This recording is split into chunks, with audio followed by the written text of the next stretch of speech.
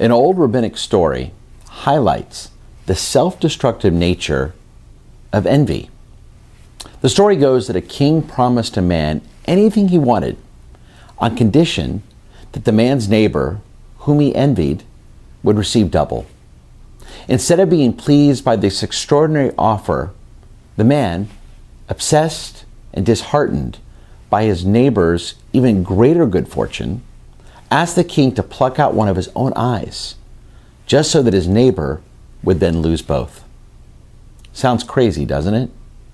But how often in our own lives, no matter our position in life, no matter how many blessings we may have, we still are envious of a neighbor, a colleague, someone we know in our community, that destroys our happiness. So much so that, just like that man in the story, we'd be willing to do something to ourselves in order that someone else would feel even worse.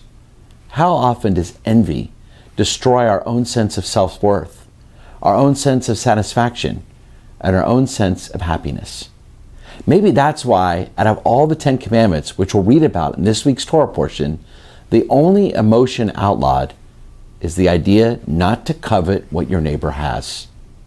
We as modern people and our ancient ancestors dealt with the same struggles and challenges that coveting something else, constantly looking out, where can I get better things? Why does someone else have something more than I have? Why does someone else have a bigger house, a bigger car, a better job, more wealth? We're constantly living like that.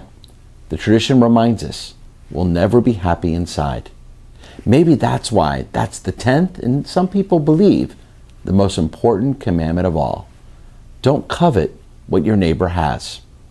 I'll have a lot more to say about this idea this Shabbat morning, along with ways that our tradition offers to counterbalance our envy, to reduce our jealous nature, so that we can actually be satisfied in what we can do and be happy, not jealous of other people's blessings. Join me this Shabbat morning when I offer this idea as part of my Devar Torah. I also hope you'll join me tomorrow night as we welcome new members to our congregation in our new member Shabbat. We'll be welcoming almost 75 new members who are planning on coming tomorrow night.